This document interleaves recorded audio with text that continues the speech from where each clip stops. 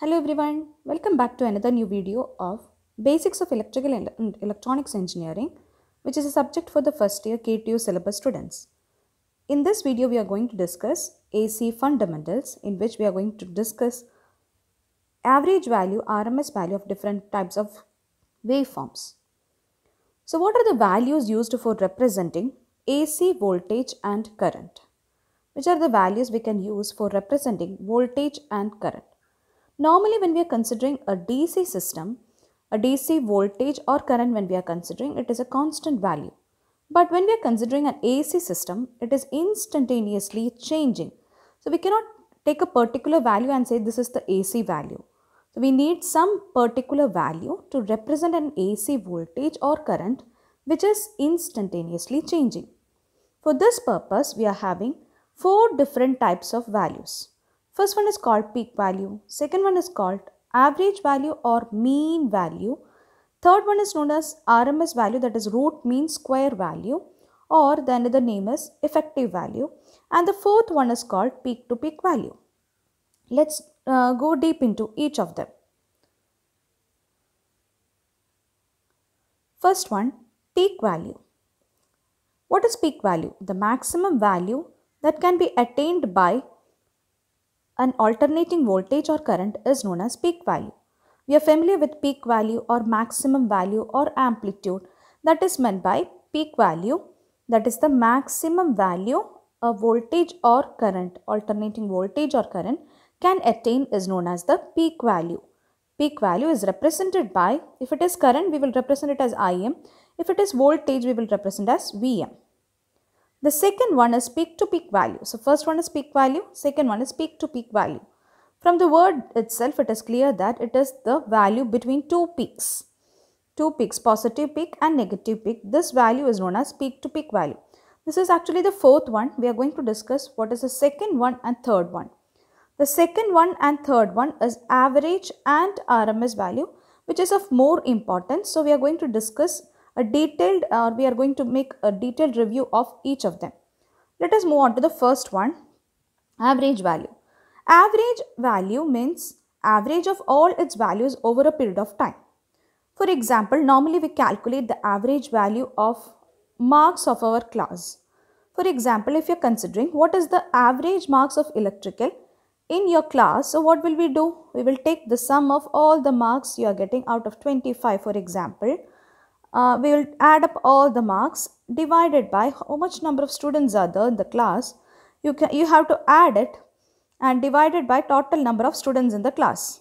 This is how you calculate the average value if the values are known and each of them are discrete values. Discrete values in the sense it is a number. Each value is having a particular number.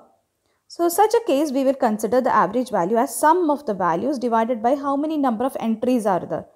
But when we are considering a waveform, just like a sinusoidal waveform as we were mentioning right now, when we are considering such a waveform, we cannot take the average like that. Why? Because it is having infinite number of values.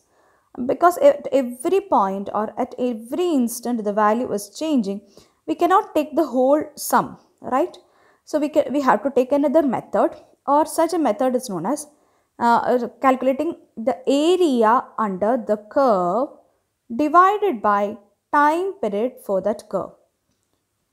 So this is how you have to calculate the average value if it is a continuous waveform. So what is the equation? You have to study the equation by heart. What is the equation? Average value is equal to area under the curve for one cycle divided by time period for one cycle. Next, we are going to study what is meant by RMS value. We will go detail into average value when we are going for problems. Next, we are going to study what is meant by RMS value. What is RMS value? Root mean square value. So I'll just give you a brief description of what is RMS value. If you are having two resistors, okay, through what I am passing an AC current of which I don't know any value. I don't know what is the RMS value or any other values of this current, AC current being passed. But if this AC current can produce, for example, 5 joules of heat energy. Okay, it is producing a 5 joules of heat energy. And If the same heat energy can be produced by a 3 ampere DC current when passing through same type of resistor, then this 3 ampere is known as the RMS value of this AC. Okay, so kindly go through this recording once more to get a definition of RMS value. It is known as the DC equivalent of AC. If you are passing a current, AC current, of which we don't know any value, and if it is able to produce, for example, 5 joules of heat, and if the same heat can be produced by a known value of DC, known value in the sense, for example, 3 ampere DC can produce the same heating effect, which means 5 joules of heat.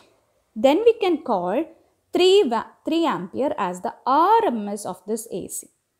Or we can also call the RMS value as the DC equivalent of AC. So keeping this in mind, that means we are equating the heat energy, heat dissipated by AC and DC. Keeping this in mind, we can equate the heating effect of DC system and AC system. So what is the DC heat? I square RT. What is the AC heat? You can see here it is the sum of mean of heat produced by every point of current, because AC value is always changing. So let these currents be I1, I2, I3. At each point there will be different value of current which produces different types of heat energy. Taking a mean value, you will be getting the heating energy produced by the AC system. Now we are going to compare, or we are going to equate this heating effect. So here you can see I square RT, that is DC heating effect, is equal to I1 square RT plus I2 square RT plus I3 square RT. Going on, you will be getting the value as I square R. Okay, we are going to take RT outside. So RT and RT gets cancelled out and the remaining terms can be equated, from which you can calculate I as root of I1 square plus I2 square plus I3 square etc. divided by T. Or generalizing, we can say RMS value is equal to root of area under the squared curve for one cycle divided by time period for one cycle, which means root of, what is this one? This is the squared waveform. Look, I1 square, I2 square, I3 square, like this. Okay, taking the sum of each values means area under the curve. So area under the squared waveform divided by time period for one cycle. Okay, so this is meant by RMS value. Now we are going to study two more relations which are relating these factors. One is known as form factor and peak factor. Form factor is equal to RMS value divided by average value. This is an equation which you have to study properly. And peak factor is equal to peak value divided by the RMS value. Okay, thank you everyone. Study these terms, then we can go for the problems.